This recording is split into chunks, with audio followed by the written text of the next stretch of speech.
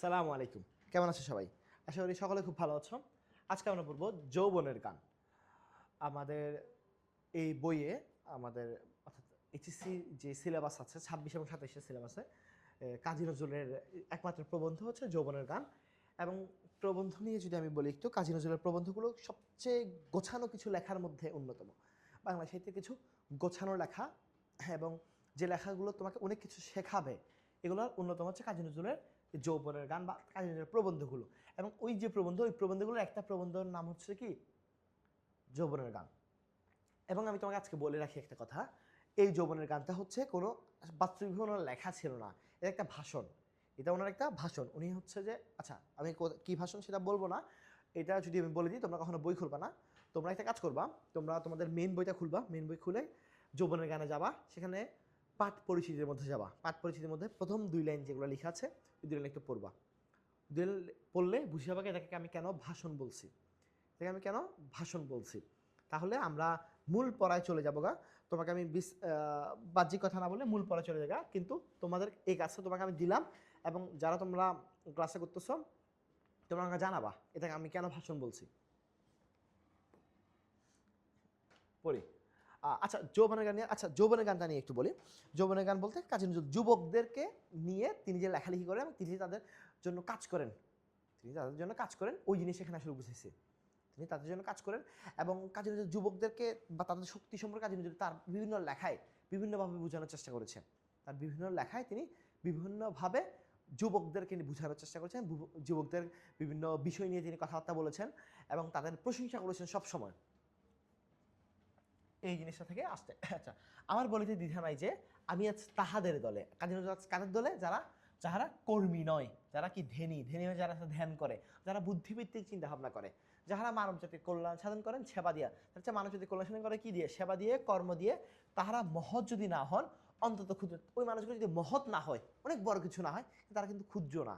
কারণ তারা মানুষের কাজ করছে, মানুষের জন্য কাজ করছে এবং তারা মানব জাতির কল্যাণ করছে, তারা সেবা দিচ্ছে মানুষকে, কাজ করার মাধ্যমে মানুষের কল্যাণ করছে। ইহারা থাকেন শক্তির পিছনে রুধি। রুধি মানে হচ্ছে রক্ত। রুধি মানে কি? রক্তধারা মানে কি? রক্তনালীর মতো গোপন। মানে আমাদের রক্তনালী কি দেখা যাচ্ছে? যাচ্ছে না তো। আমি মানে রক্ত ভিতরে যে চলছে, রক্তগুলোকে রক্ত দেখে ট্রান্সফার হচ্ছে, দেখা যাচ্ছে? যাচ্ছে না। রুধির ধারার মতো গোপন, ফুলের মাঝে মাটির রসের মতো অলক্ষণ। এটা ফুল ফোটার জন্য মাটি থেকে যে রস আসে, ওই রসের যে গুরুত্ব সেটাকে আমরা কখনো বুঝি? আমরা হয়তো অনেক সময় এটা খেয়াল করি না, কোনো পাত্তাই দিই না, এটা নিয়ে কখনো ভাবিও না। কিন্তু একটা ফুল ফোটার পেছনে মাটির যে রসের অনেক গুরুত্ব, ওগুলোর অনেক গুরুত্ব রয়েছে। আমি কবি, বনের পাখির মতো স্বভাব আমার গান করা। বনের পাখির স্বভাব কি? গান করা। তার কেমন গান করার স্বভাব? অন্য কে কী বলছে সে সেটা কে আরও করে না, সে নিজের মন মতো গান গায়। এখানে বলছে কি আমি কবি, বনের পাখির মতো স্বভাব আমার গান করার। কাহার ভালো লাগিলেও গাই, ভালো না লাগিলেও গাই। বলছে কারো যদি ভালো লাগে তাতেও আমি গান গাই, কারো ভালো না লাগলে সেখানে আমি গান গাই। বায়স ফিঙ্গে যখন বেচারা গানের পাখিকে তাড়া করে, তীক্ষ্ণ চক্ষু দ্বারা চঞ্চু হবে, তীক্ষ্ণ চঞ্চু দ্বারা, চঞ্চু মানে ঠোঁট, তীক্ষ্ণ চঞ্চু দ্বারা আঘাত করে, তখন সে এক গাছ হইতে উড়িয়া আন গাছে গিয়ে গান ধরে। মানে সে হচ্ছে এক গাছ থেকে উড়ে গিয়ে অন্য গাছে। বায়স ফিঙ্গে বলতে এখানে আসলে কাছে থেকে বুঝাচ্ছে, বায়স বলতে কাককে বুঝাচ্ছে, বায়স বলতে কাকে বুঝাচ্ছে? কাক। কাক, ফিঙ্গে, এই পাখিগুলো যখন কি বেচারা গানের পাখি, গানের পাখি বলতে কাকে বোঝাচ্ছে? কোকিলকে। গানের পাখি বলতে কাকে বোঝাচ্ছে? কোকিলকে। কোকিল পাখিকে তাড়া করে এবং তীক্ষ্ণ ঠোঁট দিয়ে তারা যখন আঘাত করে, তখন সে এক গাছ হইতে গিয়ে অন্য গাছে গিয়ে বসে, কিন্তু সে কখনো গান থামায় না। তাহার হাসিতেও গান, তাহার কান্নায় গান। সে গান করে আপন মনের আনন্দ, সে হচ্ছে নিজের মন মতো গান করে, নিজের মনের আনন্দ গান করে। তাহাতে কারো অলসতন্দ্রা, অলসতন্দ্রা মানে কি? তুমি ক্লান্ত হওয়ার কারণে তোমার মাঝে মাঝে ঘুম আসে না, ওই ঘুমের কথা বলতে। অলসন্ধ্যা মোহনিদ্রা তুটিয়ে যায়, তাহা একান্ত দৈব, তাহা একান্ত দৈব এনেছে কাকতালীয়, সেটা একান্ত কি? কাকতালীয় বিষয়। যৌবনের সীমা পরিক্রমণ আজও আমার শেষ হয় নাই। কাজী বলতেছে সীমা পরিক্রমণ বলতে কি হচ্ছে? মনে করো আমি বললাম যে ঢাকা থেকে চট্টগ্রাম যাইতে, তোমার চট্টগ্রাম যেতে তো এখান থেকে ঢাকা হচ্ছে এতটুকু, তুমি এখান থেকে যদি এখানে একবার যাও তাহলে এটা হচ্ছে কি তুমি ঢাকা থেকে চট্টগ্রাম গেছো এবং এখানে গিয়ে তারপর তুমি আবার এটা ঘুরে আসছো। অর্থাৎ তুমি ঢাকা চট্টগ্রামের রোডটা একবার পরিক্রমণ করছো, মানে পুরাটা একবার ঘুরে আসছো। পুরাটা কি করছো? একবার মানে গিয়ে আবার ঘুরে আসছো। মনে করো আমরা পৃথিবী সূর্যের চারপাশে ঘুরে, পৃথিবী সূর্যের চারপাশে ঘুরে মানে কি? পৃথিবী সূর্যের চারপাশে একবার পরিক্রমণ করছে। কি করছে? পরিক্রমণ। একটা নির্দিষ্ট বিন্দু থেকে শুরু করে ঘুরে এসে আবার ওই বিন্দুতে চলে আসা, পরিক্রমণ বলে। তো বলছে আমি যৌবন মানে বয়স, মনে করেন আমরা ধরলাম কি যুবক হচ্ছে 20 বছর পর্যন্ত মানুষ এক যুবক থাকে। কাজে বলতেছে কি আমার এখনো 20 বছর হয় নাই, মনের বয়স এখনো তার কি হয় নাই, 20 বছর হয় না। এখানে বলছে কি যৌবনের সীমা পরিক্রমণ আমার আজও শেষ হয় নাই। কাজে আমি যে গান গাই তাহা যৌবনের গান। কাজে বলছে কি এবার আমি যে গান গাই, আমি যে কথাগুলো বলি, আমি যে কাজ করি, এগুলো সব হচ্ছে কি যুবকদের কাজ, যৌবনের কাজ। তারুণ্যের ভরা বাদলে কি জোয়ারে, ভরা বাদলে জোয়ারে অর্থাৎ ভালো সময় যদি আমার গান জোয়ার আনিয়ে থাকে তাহা আমার অগোচরে। বলছে সেটা হচ্ছে কি আমার কাজ যদি কারো মানে কোথাও যদি একটা বিপ্লব ঘটাই ফেলে, একটা জোয়ার এনে থাকে, সেটা হচ্ছে আমার অগোচরে। অর্থাৎ আমি যেটা চেয়ে করছি এমন না, কিন্তু যৌবনের শক্তির মাধ্যমে এটা হয়ে গেছে। হচ্ছে যে সাগরের জোয়ার জায়গায় সে হয়তো তাহার শক্তি সম্বন্ধে আজও না ওয়াফিক। এখন চাঁদের কিন্তু জোয়ার ভাটার উপর আছে, প্রভাব আছে, চাঁদের কারণে কিন্তু জোয়ার ভাটা হচ্ছে। এখানে যে চাঁদ হচ্ছে এই সাগরে কিন্তু জোয়ার ভাটা করতেছে, ওই চাঁদও কিন্তু তার কি নিজের শক্তি সম্পর্কে আজও না ওয়াফিক, মানে কি অজ্ঞাত, অজানা। ওই চাঁদও কিন্তু তার কি নিজের শক্তি সম্পর্কে জানে না। বলতেছে আমি বক্তা নহি, অর্থাৎ আমি আমি কোনো ভালো বক্তা না, অর্থাৎ আমি খুব ভালো কথা বলতে পারি, বা যারা হচ্ছে খুব ভালো কথা বলে আমি তাদের দলে না, আমি কম বক্তা দলে, আমি কম বক্তা যারা হচ্ছে কম কথা বলে বা বিভিন্ন ভালো বক্তব্য দিতে পারে না, ভালো কথা বলতে পারে না, বক্তৃতা যারা দিগ্বিজয়ী, অর্থাৎ যারা পুরো পৃথিবী জুড়ে কি সুনাম অর্জন করছে, পুরো পৃথিবী জুড়ে যারা হচ্ছে জনপ্রিয়। বক্তিয়ার খিলজি একজন খুব বিখ্যাত সৈনিক হইলেও তার কি ছিল, তার বক্তৃতা ভালো ছিল, অর্থাৎ তার হচ্ছে মানুষকে ম্যানিপুলেশনে তিনি ভালো করতে পারেন, মানুষকে তিনি খুব ভালোভাবে তিনি আয়ত্তে নিয়ে আসতে পারতেন। তাহলে বাক্যের সৈন্যের সামনে অতি দ্রুতভাবে কোথা হইতে কেমন করে আসে বলিতে পারি না। বলছে বক্তিয়ার খালি যখন ডাক দিয়ে অনেক সৈন্য চলে আসে, তো তারা কই থেকে যে চলে আসে আমি বলতে পারি না। তাহা দেখিয়া লক্ষণ সেন অপেক্ষা আমরাও বেশি অভিভূত হইয়া পড়ি। ওইটা দেখে লক্ষণ সেন যে পরিমাণ অভিভূত হয় বা অবাক হয়, এর থেকে আমরা বেশি আরো অবাক হয়ে পড়ি। তাহাদের বাণী এসে বৃষ্টিধারার মতো অবিরল ধারায়। বলছে ওদের বাণী কেমন আসে, অর্থাৎ ওই লোকগুলো কথা যখন বলে একদম খুব স্ট্রং ভাবে কথা বলে, তারা নরম, ভয় পেয়ে বা কোনো অলক্ষভাবে তার কথাবার্তা বলে না, তারা কি স্ট্রং ভাবে কথাবার্তা বলে, সে যেটা বলবে সে সাহস নিয়ে বলে, যোগ্যতা নিয়ে বলে। আমাদের কবিদের বাণী ক্ষীণ, আর আমাদের কবি যারা আছে ওরা কি ক্ষীণ, ভীরু, ওরা ভয় পায়, ঝর্ণা দাঁড়াতে ওরা ভয় পায়, নর্মাল, ওরা কথা বলতে ভয় পায়, ওরা অন্যায়ের বিরুদ্ধে কথা বলতে ভয় পায়, অন্যায়ের বিরুদ্ধে লেখালেখি করতে ভয় পায়। ছন্দের দুকুল প্রাণপণে আক্রিয়া ধরিয়া সে সঙ্গীত করিতে করিতে করিতে বহে যায়। বলতেছে ছন্দের দুকুল হচ্ছে প্রাণপণে আক্রিয়া ধরে সেই সঙ্গীত কি মানে ওই সঙ্গীত হচ্ছে গান করতে করতে বহে যায়। পদ্মা ভাগীরথীর মতো খরস্রোতা জাহাজে বানিয়ে, পদ্মা ভাগীরথী বলতে ওইগুলো বড় নদী, ওদের স্রোত কি খুব ভয়ঙ্কর, খুব বিশাল। যাদের বাণী হচ্ছে কি পদ্মা ভাগীরথী এগুলোর মতো বিশাল বা ভয়ঙ্কর, খুব স্পিডে, আমি তাহাদের বহু প্রসার, আমি তাদের কি অনেক পিছনে। আবার একমাত্র সম্বল আপনাদের তরুণদের প্রতি আমার অপরিসীম ভালোবাসা। কাজী কি বলতেছে, আমার একমাত্র সম্বল হচ্ছে আপনাদের প্রতি বা তরুণদের প্রতি আমার কি অপরিসীম ভালোবাসা, আমার প্রাণের টান। কাজী এই প্রশ্ন পারে যে কাজী নজরুলের একমাত্র কি সম্বল, কি কাজী নজরুলের একমাত্র সম্বল হচ্ছে তরুণদের প্রতি তার অপরিসীম ভালোবাসা এবং তার প্রাণের টান। তারুণ্যকে যৌবনকে আমি যেদিন হইতে গান গাইতে শিখিয়াছি সেদিন হইতে বারে বারে সালাম করেছে। কাজী নজরুল বলতেছে কি আমি যেদিন হইতে গান গাইতে শিখছি সেদিন থেকে কি আমি তারুণ্যকে এবং যৌবনকে কি বারবার সালাম করেছি, সশ্রদ্ধা মানে সম্মানের সাথে নমস্কার নিবেদন করেছি, নমস্কার। এবং জবা কুসুম সংস্কার তরুণ অরুণকে দেখিয়া প্রথম মানব কেমন করিয়া সশস্ত্র নমস্কার করিয়াছিল, আমি প্রথম জাগরণ প্রভাতে তেমনি সশ্রদ্ধ বিস্ময় লইয়া যৌবনকে অন্তরে শ্রদ্ধা নিবেদন করেছে। বলতে মানুষ যখন এখন পৃথিবী যখন প্রথম হচ্ছে, পৃথিবী যখন হচ্ছে ওই সময় মানুষ যখন তরুণকে দেখে তারা যখন মানুষকে সম্মান করছে। এখানে আদম সাল্লামের কথা বলছে। হযরত আদম আলাইহিসসালামকে যখন মানে আল্লাহ তাআলা বলেছেন যে ফেরেশতাদেরকে যখন বলছে তাকে সালাম করার জন্য বা তাকে প্রণাম করার জন্য, কাজে বলতেছে কি আমি যখন প্রথম তরুণদের শক্তি সম্পর্কে জানতে পারছি, আমি ওইরকম শ্রদ্ধা নিয়ে ওইরকম সম্মান নিয়ে তরুণদেরকে কি করছি, তাদের সালাম করছি, তাদেরকে সশ্রদ্ধ সম্মান নিবেদন করছি। তাহার স্তবগান মানে প্রশংসামূলক গান, তাহার কি করছি আমি প্রশংসামূলক গান গাইছি। তরুণ অরুণের মতোই যে তারণ্য তিমির বিদায়, বলছে যে তারণ্য হচ্ছে তিমির মানে অন্ধকার, তিমির মানে হচ্ছে অন্ধকার, তিমির বিদায় করে যে তরুণ অরুণের মতো যে তারণ্য হচ্ছে কি অন্ধকারকে বিদায় করে যে সে যে আলোর দেবতা, তারা কি ওই তারণ্য, ওই তরুণের যে যোগ্যতা সেটা হচ্ছে কি আলোর দেবতা, তারা হচ্ছে কি পৃথিবীর মধ্যে একটা নতুন জিনিস আনতে পারে। রঙের খেলা খেলিতে তাহার উদয়, রং ছড়াইতে ছড়াইতে তাহার অন্ত। বলছে সে কি রঙের খেলা খেলতে খেলতে সে হচ্ছে কি তার উদয় হচ্ছে, তারা হচ্ছে কি সূর্য উঠতেছে, আবার রং ছড়াইতে ছড়াইতে তারা কি অন্ত হয়ে যাচ্ছে, সে হচ্ছে নিভে যাচ্ছে গা বা অস্তমিত হয়ে যাচ্ছে গা। যৌবন সূর্য যথায় অস্তমিত, দুঃখে তিমির কুন্তলা নিশিদিনই সেই তো নিলাম হয়ে বলছে। সেখানে হচ্ছে মানুষের যৌবন সূর্য অস্তমিত হয়ে যাবে, সেখান থেকে তোমার কি দুঃখ শুরু হবে। কিন্তু কি তুমি যুবকদের মতো কাজ করতে পারবে না, যুবকদের মতো ভাবতে পারবে না, তাদের সাথে থাকতে পারবে না, তাদের চিন্তা ভাবনা ধরতে পারবে না, সেদিন থেকে তোমার কি পতন শুরু। আমি যৌবনের পূজারী কবি বলিয়ে যদি আপনারা আমার মালার মধ্যমণি করে থাকেন, বলতেছে আমি যে যৌবনকে ভালোবাসি বা যৌবন কথাবার্তা বলি, আমি যৌবনের পূজারী বা যৌবনকে পূজা করি, আমি পূজা করি বলতে আমি পছন্দ করি, সেজন্য যদি আপনারা আমাকে মালার মধ্যমণি করে থাকেন, তাহা হইলে আমার অভিযোগ করিবে কিছু না। বলতে সেটা হইলে আমার অভিযোগ করার কিছু নাই, কারণ আমি আসলেই যুবকের পূজারী। আপনাদের মহাদান আমি সানন্দ শির মানে মাথা মাথা নত করে গ্রহণ করলাম। বলছে আপনাদের মহাদান, আপনাদের আমাকে এই সম্মানটা দিচ্ছেন, সেটা কি আমি মাথা নত করে গ্রহণ করলাম, মাথা নত করে গ্রহণ করিলাম। আপনাদের দলপতি হয়ে বলছে, কিন্তু আমি যে এইটা গ্রহণ যে করছি আপনাদের দল নেতা হয়ে করি নাই, আপনাদের দলভুক্ত হয়ে, আপনাদের দলের একজন হয়ে, সহযাত্রী হয়ে, অর্থাৎ আপনাদের সহযাত্রী, অর্থাৎ আপনাদের সহযোগী হয়ে, আপনাদের দলে কেহ, আমাদের দলে কেহ দলপতি না, আমাদের দলে কেউ দলের প্রধান কেউ না। আজ আমরা শতাধিক হইতে শত শত তরুণ মিলিয়া তার শতল শতল মানে হচ্ছে পদ্মফুল বলতে কি বুঝায়? পদ্মফুল, পদ্মফুল ভালো বুঝাচ্ছে এখানে।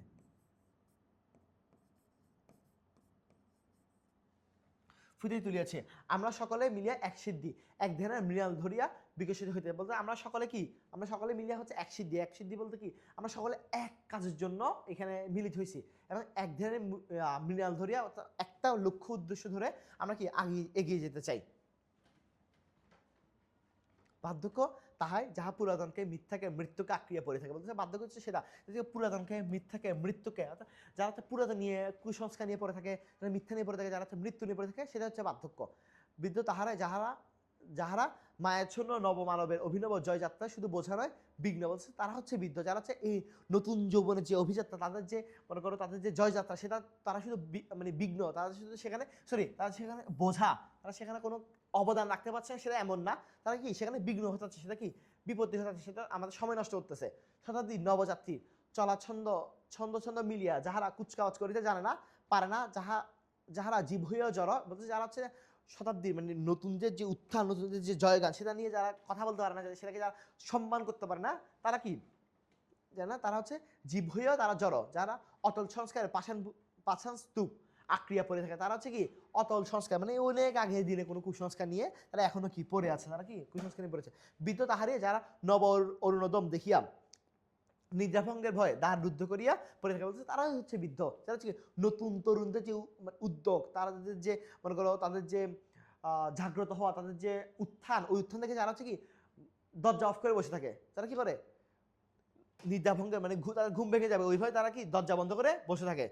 আলোক পিয়াসী প্রাণচঞ্চল শিশুদের কোল কোলাহলে যারা বিরক্ত হয়ে অভিসম্পাদ করে থাকে, যারা হচ্ছে আলোক পিয়াসী, অর্থাৎ যারা হচ্ছে আলো পছন্দ করে, ওই ধরনের মানুষজন ওই শিশুদের যারা হচ্ছে কোল কোলাহল, যারা বিরক্ত হয়, কোল কোলাহল যারা কি বিরক্ত হয় এবং তাদেরকে অভিসম্পাদ অর্থাৎ তাদেরকে অভিশাপ করে, তারা জীর্ণ পুঁথি চাপা পড়িয়া যাহাদের নাবিশ্বাস বইতে, যারা হচ্ছে জীর্ণ পুঁথি নিয়ে যাদের হচ্ছে নাবিশ্বাস বইতেছে, অতি জ্ঞানের অগ্নিমন্ত্রে যাহারা আজ কঙ্কাল ছাড়া, অতি মানে অনেক বেশি জানি ফেলছে। কিছু মানুষ আছে না অল্প বিদ্যা ভয়ঙ্কর একটা কথা বলে, যারা জানেও ঠিক আছে কিন্তু এই জানা কিন্তু অনেকের তুলনায় এটা অনেক কম, এবং ওই জানা তার গর্বের শেষ নাই। ওই মানুষগুলো কি আজকে কঙ্কাল ছাড় বৃদ্ধ তাহারে, বলতে ওরাই হচ্ছে আজকে বৃদ্ধ। ইহাদের ধর্মই বার্ধক্য, ওদের ধর্ম কি বার্ধক্য, এবং বার্ধক্য সবসময় বয়সের ফ্রেমে বাঁধা যায় না। এটা খুব গুরুত্বপূর্ণ একটা কথা যে বার্ধক্যকে সবসময় বয়সের ফ্রেমে বাঁধা যায় না। তুমি মনে করো বয়স্ক তোমার কম, কিন্তু তুমি চিন্তা করতে পারো না নতুনদের মতো, তুমি ভালোভাবে চিন্তা করতে পারো না, কোনো সুন্দর কিছু চিন্তা করতে পারো না, তাহলে তুমি বৃদ্ধ। বহু যুবককে দেখেছি যারা যৌবনের উদ্দিন নিচে, উদ্দিন মানে পোশাক, এটা আর্মিদের পোশাক আর কি, যৌবনের উদ্দিন নিচে বার্ধক্যের কঙ্কালের মধ্যে, বলতে অনেক যুবক আছে যারা যারা আসলে যুবক কিন্তু তাদের চিন্তা ভাবনা হচ্ছে কি বৃদ্ধদের মতো। আমি বহু বৃদ্ধকে দেখেছি যাদের বার্ধক্যের জীর্ণ আবরণে, বলতে আর আমি অনেক বৃদ্ধকে দেখছি যাদের কি বার্ধক্যের জীর্ণ আবরণ, মানে একদম খুব বাজে অবস্থা, মানে বার্ধক্য মানে কি শরীর কুচকে যাচ্ছে গা, বয়সে গেছে গা, শরীর নুয়ে যাচ্ছে গা, সব কিছু ওই জীর্ণ আবরণের তলে মেঘলুপ্ত সূর্যের মতো প্রদীপ্ত যৌবন, তাদের কি আছে প্রদীপ্ত যৌবন আছে, মেঘলুপ্ত ইয়ার মতো, মেঘলুপ্ত সূর্যের মতো।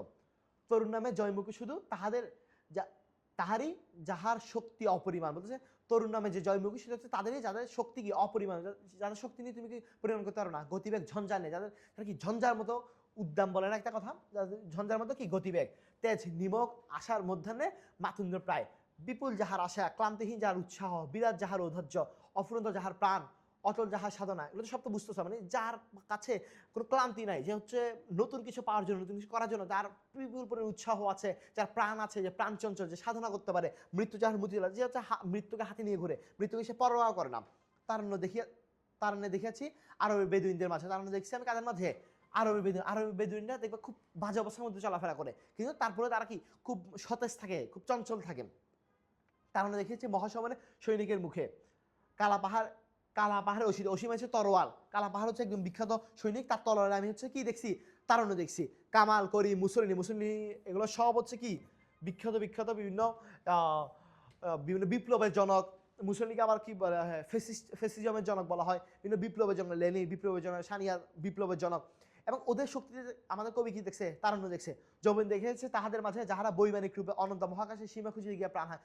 যে মানুষগুলো বিমান করে আকাশে মনে করে বিভিন্ন কাজ করতে গিয়ে, মানে আমাদের দেশের জন্য কোনো কাজ করতে গিয়ে বা দেশের কিছু একটা করতে গিয়ে বা আকাশের কোনো কিছুকে জানতে গিয়ে যারা হচ্ছে প্রাণ হারাইছে, ওদের মধ্যে আমি কি দেখি, প্রাণ দেখছি আবিষ্কার রূপে নব পৃথিবীর সন্ধানে গিয়া আর ফিরে না। যারা হচ্ছে নতুন পৃথিবীর সন্ধান করতে গিয়ে যারা ফিরে আসে নাই, গৌরী সিংহ, কাঞ্চনজঙ্ঘা, শীর্ষদেশ অধিকার, যারা হচ্ছে আমার কাঞ্চনজঙ্ঘা উপরের থেকে বা এবারের জগের থেকে অনেকে মারা যায় না, বলতেছে আমি ওদের মধ্যে হচ্ছে তারণ্য দেখছি। তুষার ঢাকা পরে অতল সমুদ্রের নীল মঞ্জুষায় মণি আহরণ, অর্থাৎ অনেকে সমুদ্রের নিচ থেকে বিভিন্ন দামি জিনিস নিয়ে আনতে গিয়ে যখন প্রাণ হারায়, বলছে আমি সলিল সমাধি, সলিল মানে কি পানির মধ্যে মৃত্যুবরণ করছে, মানে পানির মধ্যে তার কবর হয়ে গেছে, লাভ করে মঙ্গল গ্রহে চন্দ্রলোকে যাইবার পথে আবিষ্কার করতে গিয়ে নিরুদ্দেশে, যারা হচ্ছে মঙ্গল গ্রহে যেতে গিয়ে বা চাঁদে যেতে গিয়ে যারা হচ্ছে আবিষ্কার করতে গিয়ে কি হয়েছে, যারা হারাই গেছে, যারা নিরুদ্দেশ্য গেছে, যারা মারা গেছে, আমি ওদের মধ্যে কি দেখছি, তার মধ্যে দেখছি। আসলে এইসব বুঝতেছ, আমি খুব ফাস্ট পড়াচ্ছি এই কারণে যে তোমাদের আসলে এইচএসসিতে সময় খুব কম। আমি চাচ্ছি তোমাদের কোনো সময় নষ্ট না করে যেন তোমাদের পুরো পড়া থেকে যেন কম সময়ের মধ্যে পড়ায় যাওয়া যায়। আর আমার পড়া কখনো 1.25 বা সর্বোচ্চ 1.25 দিতে পারবো, 1.5x বা 2x এগুলোতে দিয়ে পড়তে পারবো না, কারণ আমি পড়াই স্পিডে কেন, আমি তো চাচ্ছি না তোমার কোনো সময় নষ্ট হোক। পবন গতিকে পশ্চাতে ফেলিয়া যাহারা উড়িয়ে যেতে চায়, যারা হচ্ছে কি বাতাসের গতিকে, পবন মানে হচ্ছে বাতাস, পবন মানে কি বাতাস, লিখে দিই, যারা হচ্ছে কি বাতাসের গতিকে পশ্চাতে মানে পিছনে ফেলে যারা হচ্ছে উড়িয়ে যেতে চায়, নব নব গ্রহ নক্ষত্রের সন্ধান করে যায়, যাহারা নয়নমণি নিভিয়া যায়, জবে দেখেছি সেই দূরস্থদের মাঝে মাতৃরূপ দেখিয়াছি, সব বহন করিয়া যখন সে যে শ্মশান খাতে, বলতেছে আমি হচ্ছে ওই দূরস্থ মানে যে গরিব বা অসহায় ওই মানুষগুলোর মধ্যে আমি যৌবন দেখছি, যারা হচ্ছে কি জীবনে এখনো পর্যন্ত হাল ছাড়ে নাই, শ্মশান খাতে যখন যাচ্ছে, গোরস্থানে অনাহারে থাকে, অন্ন পরিবেশন করে, দুর্ভিক্ষ বন্যা পীড়িত মাঝে, যে নিজের খাবার নাই কিন্তু সে যার মনে করো বন্যা হয়েছে, যার বাসায় বা যার দুর্ভিক্ষ হয়েছে, ওই মানুষগুলো যাদের তার নিজের কিন্তু খাবার নাই, সে অন্যদেরকে খাবার বিলে দিচ্ছে, ওই মানুষের কাছে আমি কি দেখছি, যৌবন দেখছি। বন্ধুহীন রোগীর শয্যা পাশে যখন সে রাত জাগিয়া পরিচর্যা করে, বলতে যে মানুষের মনে করো কোনো বন্ধু নাই, ওই মানুষের পাশে যখন তুমি রাত জেগে যখন তার পরিচর্যা করছো, যখন সে পথে পথে গান গাইয়া ভিখারি সাজিয়া দুঃসাগ্রস্তদের যেন ভিক্ষা দুর্বলের পাশে বল হয়ে দাঁড়ায়, বলছে যখন সে মনে করো একটা ভিখারির পাশে ভিখারি সম্বল হয়ে দাঁড়ায়, যে যখন সে দুর্বলের পাশে বল হয়ে দাঁড়ায়, হতাশের বুকে আসে জায়গায়, আমি ওই মানুষগুলোর মধ্যে কি দেখছি, যৌবন দেখছি। ইহাই যৌবন, এই ধর্ম যাহাদের তারাই তরুণ, বলছে যাদের কাছে এই ধর্ম আছে, যারা হচ্ছে এই কাজগুলো করতে পারে, তারাই হচ্ছে কি তরুণ। তাদের দেশ নেই, তাদের কোনো আলাদা দেশ নাই, তারা নির্দিষ্ট কোনো দেশের মানুষ না, তাদের কোনো আলাদা জাতিগোষ্ঠী না, তাদের কোনো ধর্ম আলাদা ধর্ম নাই, দেশ কাল জাতি ধর্মের সীমানা ঊর্ধ্বে ওদের সেনানিবাস, তাদের কি সেনানিবাস, তাদের সাম্রাজ্য, এটা কি দেশ কাল ধর্ম এগুলো সবকিছুর ঊর্ধ্বে, সবকিছু কি ঊর্ধ্বে। আজ আমরা মুসলিম তরুণেরা যেন অনুষ্ঠিত অনুষ্ঠিত চিত্তে মুক্ত কণ্ঠে বলিতে পারি, ধর্ম আমাদের ইসলাম, বলতেছে মুসলিমদের যেন আমাদের বলতে পারে আমাদের ধর্ম কি ইসলাম, কিন্তু প্রাণের ধর্ম আমাদের তারণ্য, আমাদের প্রাণের ধর্ম কি তারণ্য এবং যৌবন। প্রশ্ন যে মুসলিম যুবকদের প্রাণের ধর্ম কি হওয়া উচিত, তারণ্য এবং যৌবন। আমরা সকল দেশের সকল জাতি সকল ধর্মের সকল কারণ, আমরা পৃথিবীর সকল জাতি সকল ধর্মের সকল দেশের মানুষের জন্য আমরা মুরিদ যৌবন, আমরা হচ্ছে কি যৌবন হচ্ছে মুরিদ মানে হচ্ছে ছাত্র বুঝায় বা তার সেবা দাসী বুঝায়। এই জাতি ধর্ম কালকে অতিক্রম করিতে পারিয়াছে যাহাদের যৌবন, তারাই আজ মহামানব, বলছে যাদের যৌবন হচ্ছে কি জাতি ধর্ম কালকে অতিক্রম করতে হচ্ছে, তারাই কি মহামানব, মহাত্মা, মহাবীর। তাহাদের কি সকল দেশের সকল ধর্মের সকল লোক সমান শ্রদ্ধা করে, তাদের কি সকল দেশের সকল মানুষ সকল লোক সমানভাবে শ্রদ্ধা করে। আচ্ছা, এখন থেকে এখানে পথ পার্শ্বে ধর্ম অট্টালিকা আজ পরপর, অর্থাৎ আমাদের আশেপাশে যে মনে করো কিছু অট্টালিকা থাকে না, আমরা খুব বাজে অবস্থা বা এই ধরনের কিছু ধর্মীয় কিছু কুসংস্কার থাকে যেগুলো খুব বাজে অবস্থাগুলো আমাদেরকে ভেঙে ফেলে দেওয়া উচিত, ওইটা বলছে তাকে ভাঙিয়ে ফেলে দেওয়া আমাদের ধর্ম। ওই জীর্ণ অট্টালিকা চাপা পড়ে বহু মানবের মৃত্যুর কারণ হতে পারে, ওই ভাঙা অট্টালিকা বা ওই বাজে অবস্থার যে বিল্ডিং ওইটা ভেঙে পড়ে অনেক মানুষের মৃত্যুর কারণ হতে পারে। যে ঘরে আমাদের আশ্রয় দান করেছে তাহা যদি সংস্কারাতীত হইয়া আমাদের মাথার পরিবার উপক্রম হয়, তাহাকে ভাঙাইয়া নতুন করিয়া গড়াবা দুঃসাহস আছে একা তরুণে, বলতে যে ঘর আমাদের আশ্রয় দিচ্ছে, বলতে এই ঘর আমাকে আশ্রয় দিচ্ছে, কিন্তু এই ঘর যে কোনো সময় ভেঙে পড়ে আমাদের প্রাণ নিয়ে ফেলতে পারে, ওই ঘরকে ভেঙে ফেলে নতুন করে একটা ঘর তৈরি করা যে শক্তি শুধু কি আছে, কাদের আছে, তরুণদের আছে। খোদা দেওয়া এই পৃথিবীর নিয়ামত হইতে যে নিজেকে বঞ্চিত রাখিল, সে যত মুনাজাতি করে খোদা তাকে কবুল করে না, বলতেছে যে খোদা পৃথিবীতে তাকে অনেক নিয়ামত দিছে, অনেক কিছু দিছে, ওই নিয়ামত না নিয়ে সে বলতেছে অন্য যে কোনো কিছু যদি চায় তাহলে খোদা তার দোয়া কবুল করবে না, অর্থাৎ মনে করো তাকে যেগুলো দিছে সে সেগুলো নিয়ে কাজ করতেছে না, এই বিষয়টা বলতেছে। খোদা হাত দিয়েছেন বেহেস্ত দিয়ে চিজ অর্জন করিয়া লইবার জন্য, ভিখারির মতো হাত তুলিয়া ভিক্ষা করিবার জন্য। সুন্দর কথা বলছে। খোদা আমাকে হাত দিছে ভিক্ষা করার জন্য না, আমার যে আশেপাশে যে আমার যে অবস্থান, ওই অবস্থানে আমার অবস্থান আরও অনেক উন্নত করতে হবে, এবং এই জিনিসগুলো যে আমার কাজ করে দিতে হবে, অর্থাৎ আমাকে পরিশ্রম করে যেতে হবে। আমি শুধু হাত তুলে ভিক্ষা করলে হবে না, বা মনে দিতে বললে খোদা আমাকে দাও, খোদা কখনো দিবে না, আমাকে পরিশ্রম করতে হবে।